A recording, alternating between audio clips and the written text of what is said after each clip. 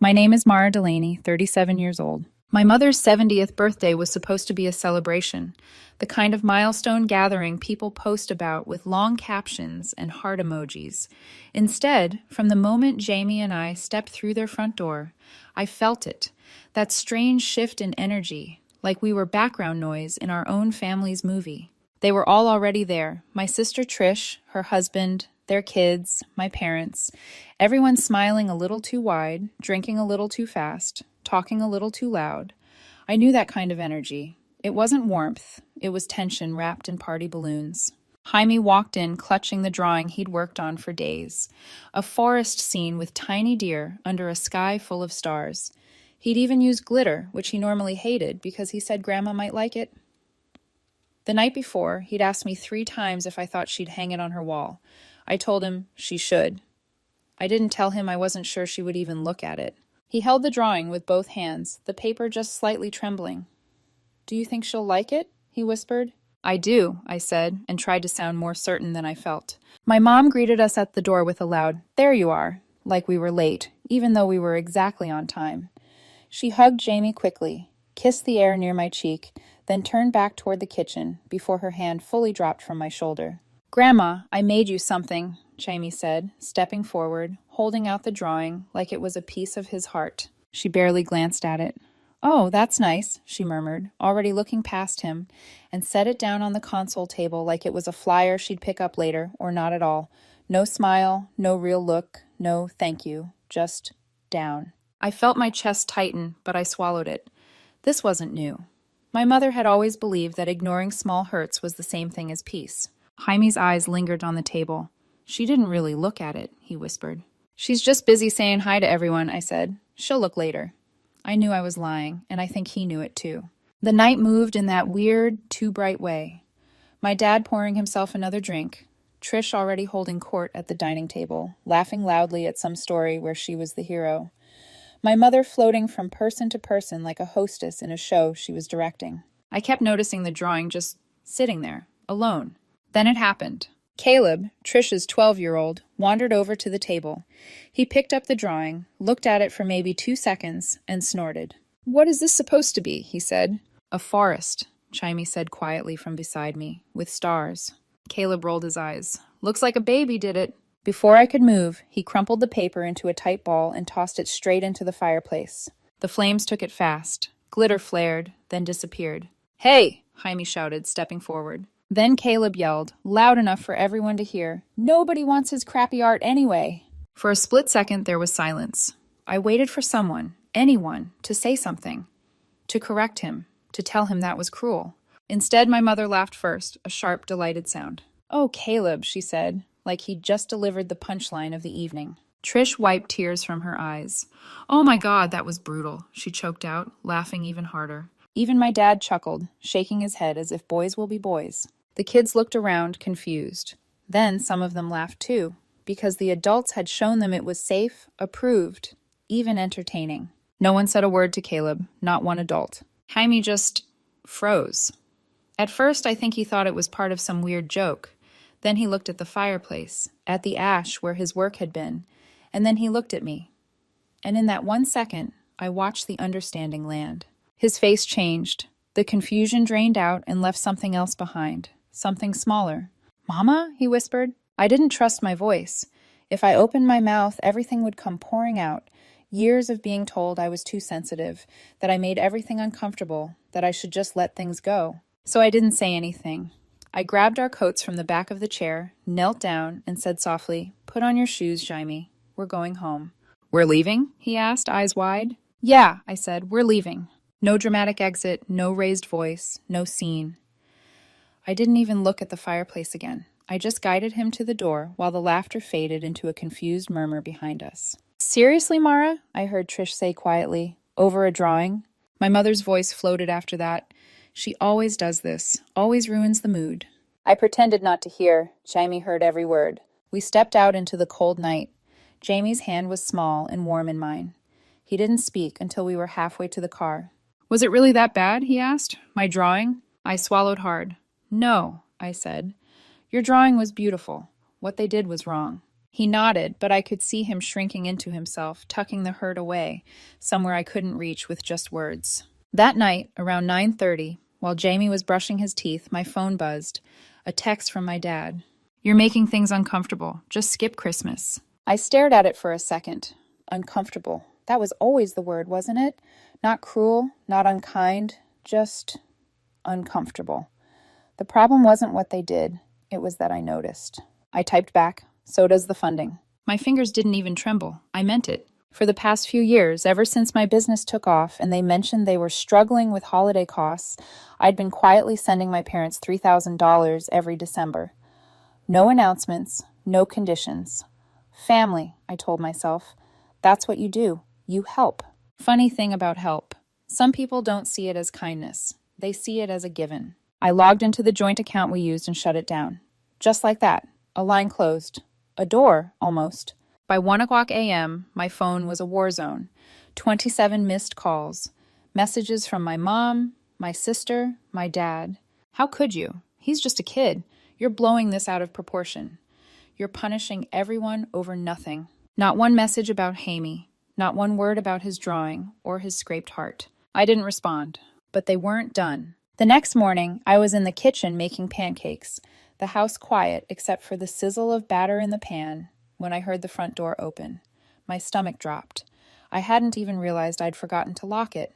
My parents walked in like they still owned the space. Trish came in right behind them, Caleb hovering in the hallway, eyes darting around like he was expecting a show.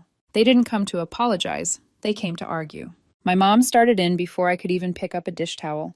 "I am so disappointed in you, Mara." My dad crossed his arms. "Money shouldn't come with strings." Trish folded hers. "You're teaching Jamie to be weak. The world isn't going to baby him over every little thing." "I told you to leave last night," I said quietly. "You could have called." "Because you'd answer?" Trish shot back. "You never answer when you're in one of your moods." I heard Jamie's footsteps on the stairs. He paused halfway down, watching. "I want you to leave," I said. "Now." They ignored me. My mother moved closer to the counter, like we were just having coffee. My dad shook his head, looking at me like a problem to solve instead of a daughter. Then Caleb pushed past me, shoulder knocking into my arm, heading straight for Jamie. "Hey, Picasso," he said, smirking. "Got any more masterpieces you want to burn?" Jaime backed up too fast, his sock catching on the edge of the rug. He slipped and went down hard. The sound of his elbow hitting the floor echoed in the kitchen. He gasped, eyes squeezing shut, skin already reddening where it scraped. He tried not to cry. I could see it, his jaw tight, his lips trembling. That was it. I stepped between Jaime and the rest of them. "Get out," I said. "It was an accident," my mother said quickly. "You're overreacting." "He's just playing," Trish added. "You can't wrap that boy in bubble wrap forever." I said get out. This time they heard something in my voice that they hadn't heard before. Something final. My dad muttered, "Unbelievable," but he moved toward the door. My mom shook her head like this was some dramatic scene I'd staged. Trish rolled her eyes so hard I thought she'd fall over. They stepped outside. I shut the door behind them and locked it. Jaime sniffed quietly behind me. "I'm okay," he whispered. I turned, knelt down, and gently took his arm to look at the scrape. "You shouldn't have to be," I said. "I thought it was over when I locked the door. But in my family, being told to leave someone's home after your grandson gets hurt and your daughter says she's done still isn't enough to register as serious." That was just the beginning. The morning after the birthday disaster, I woke with that tight, hollow feeling in my chest, the kind you get when you've already lived through the worst part, but your body hasn't caught up yet. I walked into the kitchen, started making pancakes for Jamie, and tried to pretend the night before hadn't happened. For about 30 seconds, it almost worked. Then I heard the front door open. I hadn't locked it. That small mistake was all the invitation they needed. My parents walked in first, Trish close behind, their faces set like they were the ones coming to clean up my mess. They didn't look worried. They looked offended, inconvenienced, like I had turned a birthday into a crisis, not their laughter at a child's humiliation. They came to argue, not apologize. And they argued well, years of practice. My mom led with disappointment, her favorite currency. My dad followed with logic he wielded like a dull knife. Trish tossed barbs between them with practiced ease, the way some people pass appetizers at a party. But the moment that stuck out more than all of it came hours later, after they finally left my house and slammed the door behind them. A text from my mother. Let's not make this bigger than it needs to be. We were all just joking. Gloria, don't take everything so personally. Jaime needs to toughen up. Not a word about what Caleb did. Not a word about Jamie slipping and hitting the floor. Not a word about the drawing. Their texts read like a press release. Cold, rehearsed, perfectly structured to shift blame onto the person who dared to notice the wound. By noon, Trish joined in, firing off her own messages. You're being dramatic again. You're going to ruin Christmas over a piece of paper. Mom's heartbroken. Dad's sick over it. And your little art prodigy will live. That last line almost made me throw my phone across the room. I didn't answer. Not because I didn't have anything to say, but because something inside me had gone still, like a calm before a storm I didn't recognize yet. But the money, they remembered that. Oh, they remembered fast. Around 3 p.m., my phone buzzed with a voicemail from my dad. His voice was tight, controlled, like he was trying not to sound as panicked as he clearly was. He said he'd heard the account was closed and wanted to make sure it wasn't permanent. Said they'd already paid for the Christmas trip. Ski gear wasn't returnable. The resort was charging late fees. The kids were excited. And then came the line that settled deep in my bones. We really counted on you this year. Not, we're sorry. Not, we messed up. Just, we expected you to keep paying, no matter how we treated your son. That evening, they came back again. This time they knocked. They looked older, worn down, like a few hours of missing money had aged them a decade. I opened the door only because Jamie was upstairs, and I didn't want their pounding to wake him. They said they wanted to talk calmly, that things had gotten out of hand, that they believed in putting the past behind us. Then, can you just help us this one last time? There it was, the truth, bare and unpolished. I asked if anyone had talked to Caleb. Had he been told what he did was wrong? Had anyone explained cruelty isn't a joke? They looked at each other. My mom said they didn't want to make a big deal out of it, that Caleb was just being a kid, that they didn't want to make him feel guilty over something silly. I felt something cold settle in me then, something final. I didn't yell, I didn't explain, I just opened the door and said, 5 seconds, please leave. They did. The days leading up to Christmas felt strangely peaceful. The ski trip, apparently, was dead. I found out through Trish's Instagram story, a sad-looking dining room centerpiece with the caption, Plan B Christmas, thanks for nothing. Petty. Predictable. Jaime and I stayed home that week. We baked cookies, cut paper snowflakes, made dough ornaments. No glitter, because glitter reminded him of the drawing. I let him decide everything. The music, the decorations, the pace of our days. It felt like learning how to breathe again.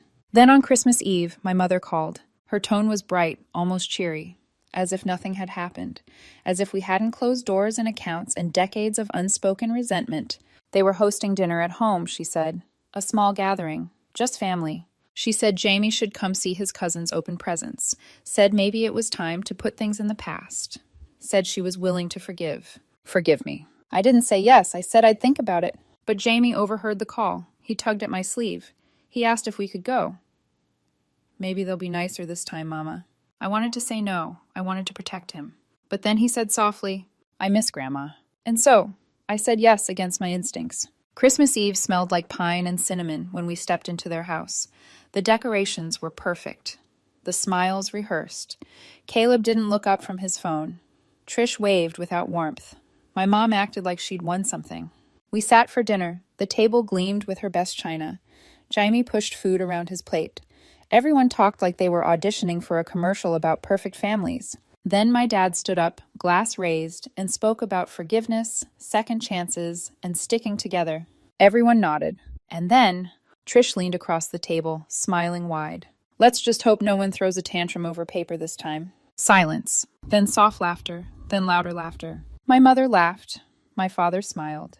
Even Trish's husband chuckled quietly like he wasn't sure, but decided to go along with it.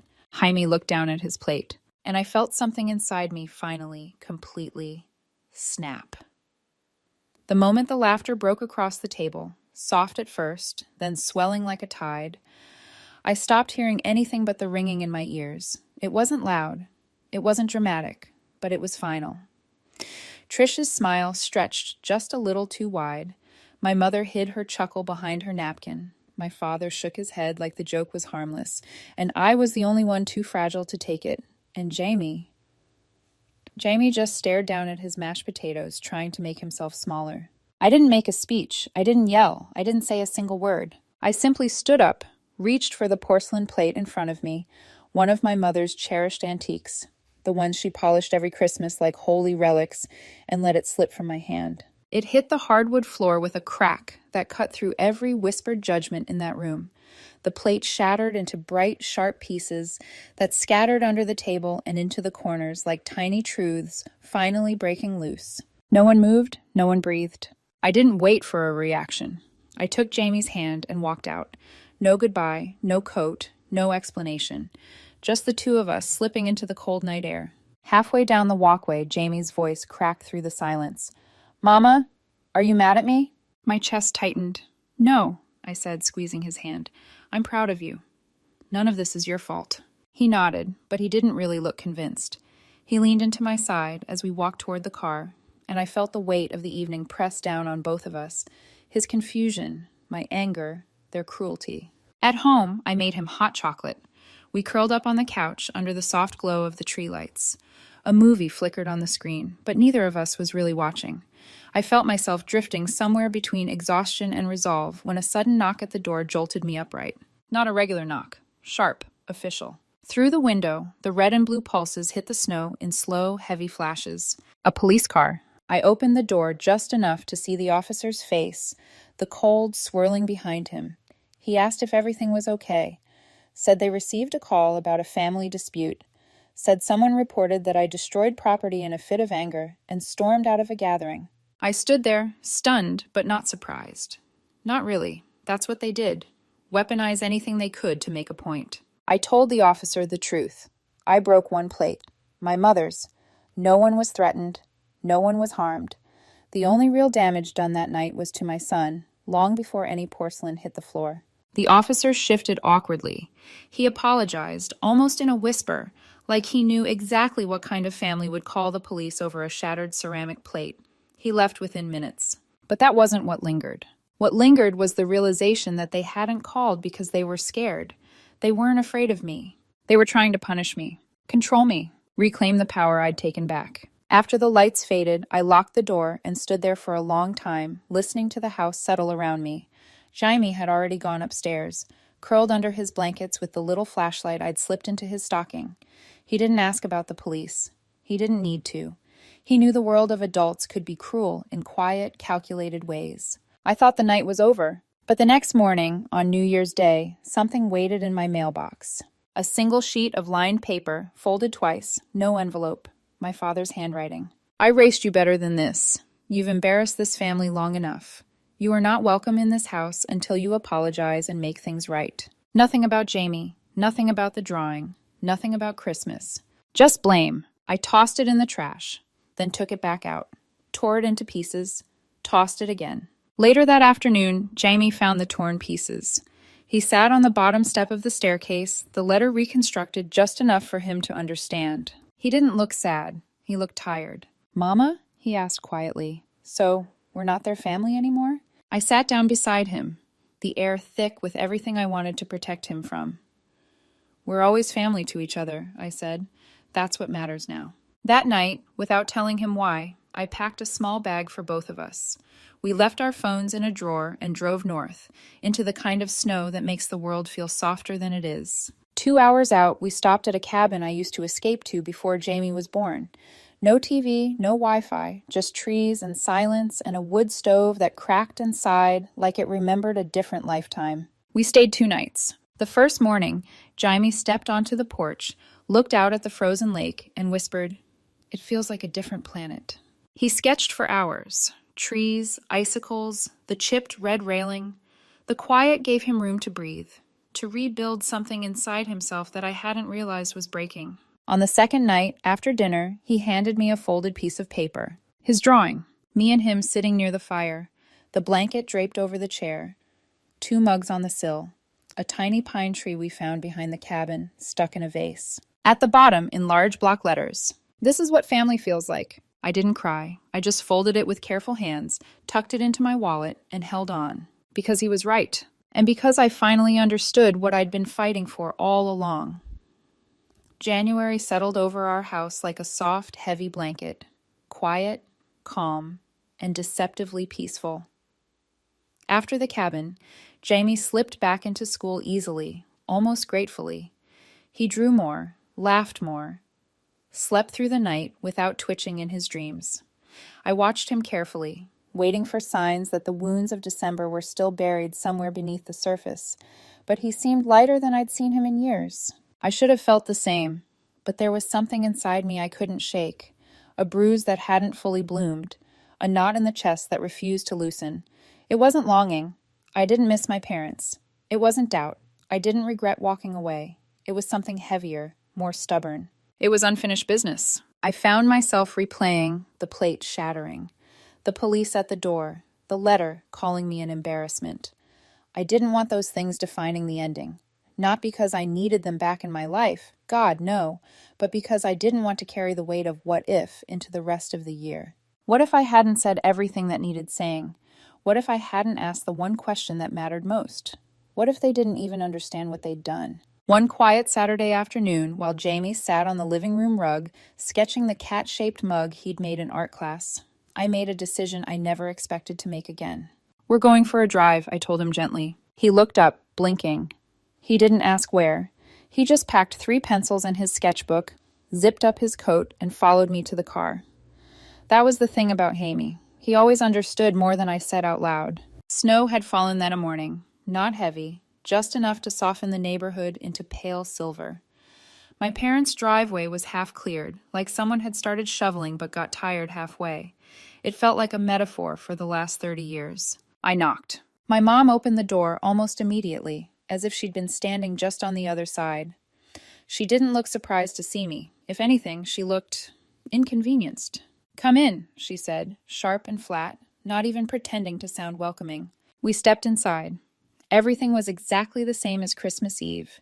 The candles on the mantel, the framed family photo from 3 years ago, the smell of lemon polish and cold air trapped inside heavy walls. My dad was in his recliner with a book open in his lap. He wasn't reading it, not really. He looked up just long enough to register my presence, then looked back down as if I were a neighbor asking to borrow a shovel. Trish wasn't there. For once, that felt like mercy. I stayed standing. Jaime sat beside me, sketchbook already open on his knees like a shield. "I'm not here to fight," I said. "I just need to ask one thing before we leave this behind completely." My mother sighed, dramatically, like the effort of listening was already too much for her. I looked directly at her. "Do you think what happened to Jamie was okay?" For a moment, I thought she might consider the question, but she didn't. "Kids fight," she said, shrugging. "Caleb didn't mean anything by it. You made a scene, Mara. You always do." Then she looked at Jaime, and this part will never stop burning. "We've always loved Jamie. You're the one keeping him away." I felt Jamie go still. I turned to my father. "Do you have anything to say?" He didn't look up from his book. It wasn't that serious. I took a slow breath. "This isn't about a drawing, or a plate, or a trip. This is about a pattern, one you've used my whole life. Dismissing, blaming, pretending everything is fine as long as you don't have to change." My mother rolled her eyes so hard her head tilted. "Oh, Mara, you've always been sensitive. You overreact. You always have." There it was. The sentence that defined my childhood, my 20s, every argument, every cut, every silent wound. That was the moment I knew, not hoped, not suspected, but knew that it had never been about Jamie. It was never even about me. It was about the version of me they needed in order to avoid seeing themselves. I stood. "Let's go, Jaime." As we turned toward the door, my father finally spoke. His voice was quiet, flat, and sharper than anything my mother had said. "This is what happens when you raise a boy without a real man in the house." Jaime froze. I felt his hand tighten in mine. For half a second, the world tilted. Not with rage. Rage would have been easy. But with something colder. Something like grief. I didn't respond. I just looked my father dead in the eyes until he looked away. Then we walked out. No door slam. No last word. Just silence. Thick and final. In the car, Jamie didn't speak for a long time. Snow tapped against the windows like soft fingers. When I pulled into our driveway, he finally looked at me and said something I will never forget. "I don't think they know how to be sad for other people, Mama, only for themselves." I turned toward him slowly. His eyes were steady, older than they should have been. Later that night, he handed me a new drawing. A tall house with no lights on. A boy and his mother walking away on a snowy road. At the top, in his careful block letters, Some doors don't open the right way. I hung it on our fridge, not as a reminder of pain, but as proof that my son saw the truth long before I could say it aloud. And that the door we closed behind us that day was not one I would ever try to open again. The weeks after that final visit passed in a kind of muted quiet, soft but heavy, like a snowfall that never quite melts. January slid into February without a single message, not a call, not a half-hearted checking in, not even one of my mother's carefully crafted guilt texts. It was as if we'd evaporated from their world. One day we were necessary, financially, emotionally, logistically, and the next day we were gone, erased like chalk from a board. At first, the silence felt surreal. I'd braced for another explosion, a long email about respect, a surprise visit full of theatrics, another accusation of being too sensitive, maybe even more police knocking on my door. Instead, I got nothing. And nothing, I realized, can sometimes feel louder than rage. But the house was peaceful. Jaime started sleeping deeply again, without curling into himself. He came home from school humming sometimes. He drew constantly, sketches of trees, snow, animals, tiny details from our cabin trip. His drawings felt warmer somehow, like each line was a place he wished we could live in forever. We didn't talk about my parents. We didn't need to. The absence said enough.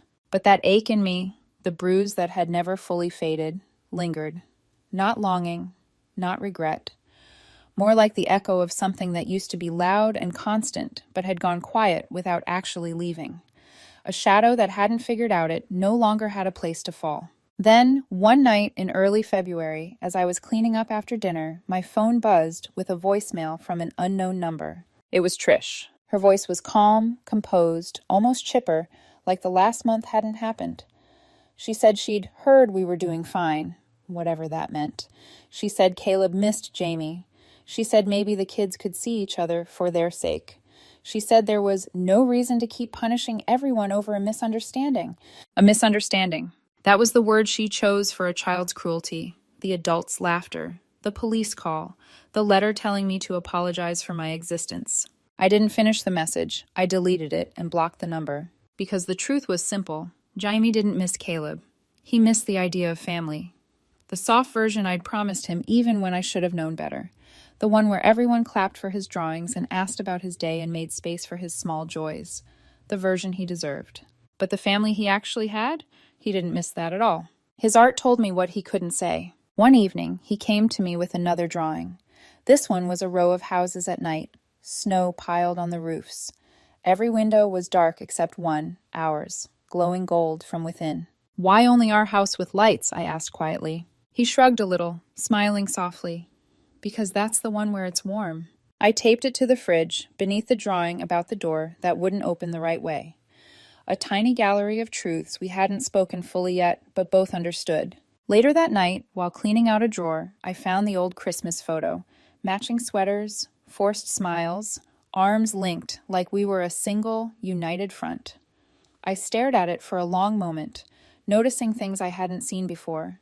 The tension in my jaw, the way Jamie leaned into me, but not his grandparents. The stiffness in my father's shoulders, the overly bright smile on my mother's face. A performance, all of it. I didn't feel anger or grief, just clarity. I placed the photo back in the drawer face down. Not out of spite, just acceptance. Because here is what I now know, what I should have known long before the drawing ever hit the fire. I didn't lose a family. I lost a performance. A scripted version of love that depended on silence, on pretending, on shrinking parts of myself to fit roles I never agreed to play. A version where peace meant swallowing pain and kindness meant funding Christmas trips for people who laughed when my son cried. Real love doesn't look like that. Real family doesn't sound like that. Real love looks like standing by your child even when the entire room turns against him. It looks like dropping a plate on the floor to end the mockery. It looks like driving into the snow and finding a quiet cabin where the world finally makes sense. It looks like two drawings taped to a fridge.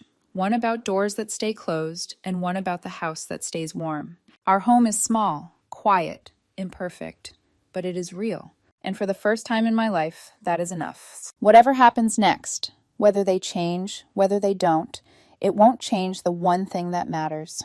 The door we closed behind us is staying closed, and the light inside our house is staying on.